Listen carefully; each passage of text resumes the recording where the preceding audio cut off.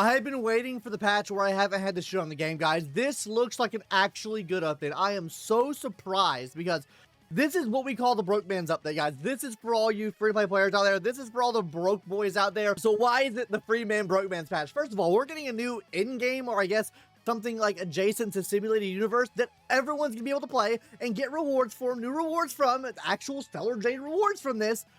And you don't even have to have the characters. They give you them for free. This is the broke man's in-game. So if you could not beat an anomaly of arbitration, though it didn't give you rewards anyways, this is for you.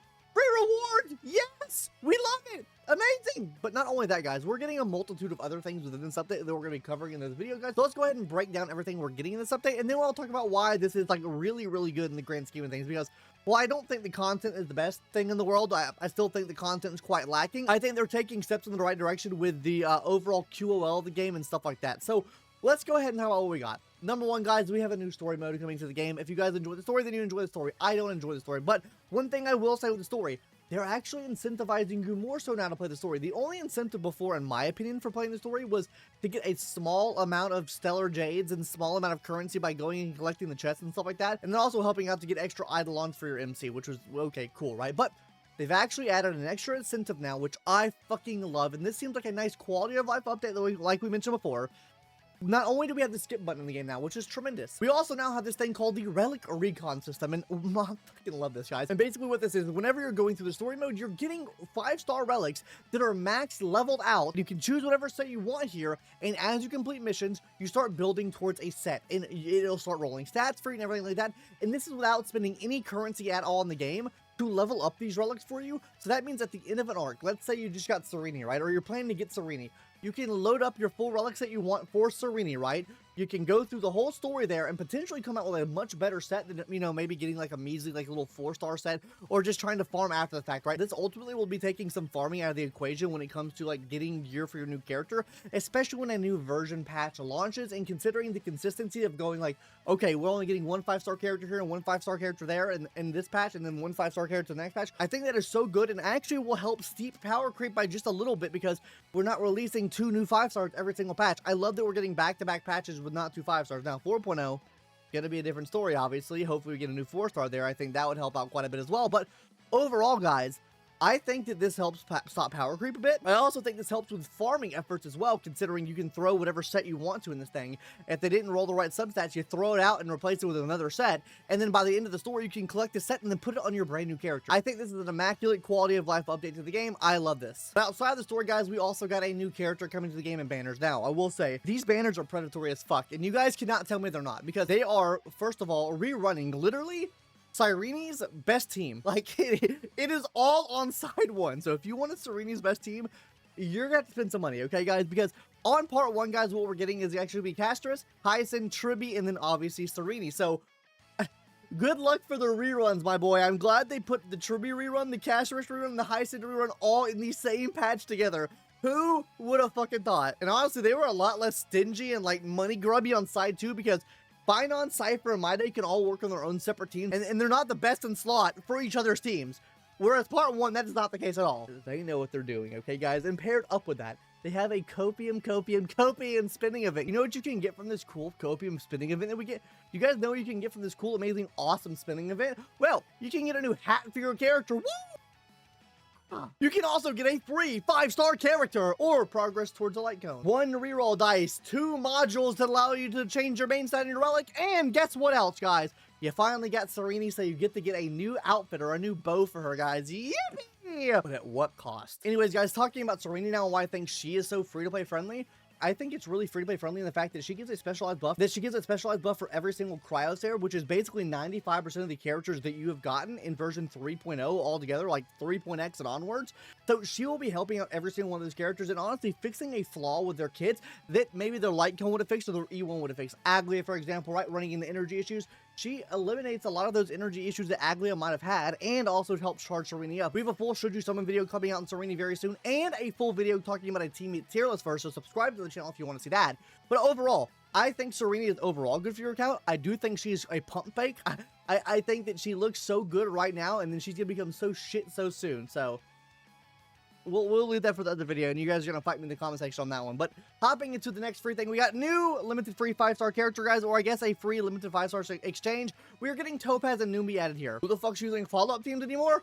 I don't know what this is really good for. But hey, I will say one thing though, if you do plan on using follow-up teams, E1 Topaz, pop it off. It's really good. Also, if you didn't have Ruan May at E1 and you get your free Ruan May before, Ruan May E1, super good. Could be a good pull for your account. Not gonna lie. Wouldn't pull for Lochub.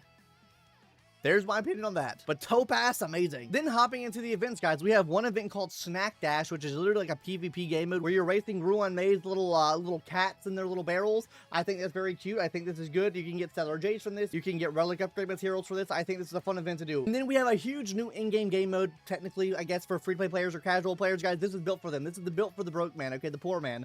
Currency Wars zero-sum game, guys. This is where you use about 10 characters. You have 4 main characters in the front, and then you have characters in the back that will be using special abilities for the team to help them go forward throughout this game mode. They literally give you characters for free to play with this event.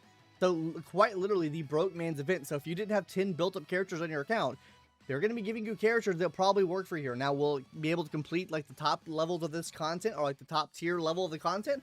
Maybe not. That's what you should be striving for, but it's not as hard as something like Anomaly Arbitration, where you have to have characters built up and you have to have vertical investment to actually go through. And as far as rewards for this game mode, you're actually getting Resonators, reroll dice, and then Stellar Jades. But one really big thing that you're getting from this, which thank God they're adding this, fucking skip tickets. Now, you guys might not know about skip tickets, especially if you play the game every single day, because you only get these skip tickets if you've left the game for a decent amount of time, which if you look like here, guys, I don't have any left right now, but these are the tickets right here, the fuel vouchers. You only get this if you leave the game and actually get this, like the return, the Starlit Homecoming thing here. You only get that if you haven't played the game for a prolonged period of time, which thank the Lord, thank Jesus, we have got these skip tickets in the game, because I think it makes the game so much easier to get through day to day on a day-to-day basis. And while I think that QOL is absolutely to die for, it's amazing, I love that QOL, we're getting an even bigger one, which is the ability to use 240 Trailblazer power at once. Oh God. Guys, no longer will you have to go through to, if you want to farm like money or farm like trace materials or anything like that, guys, or if you're farming Stagnant Shadow or Cavern of Corrosion to get your relics, you can use everything at once. Yes, the ZZZ method, thank God. You can also farm Echoes of War 3 times in a row without having to restart. This is so good for fucking AFK players. I love this. Give me more auto in the game. Give me things I can do automatically without having to sit there and like, okay, well, let me restart it now. Okay, well, let me restart it now. Thank God I can use it all at one time. Thank God we have skip tickets in the game now. This, oh my God, this makes me want to play the game so much more now with this, honestly, guys.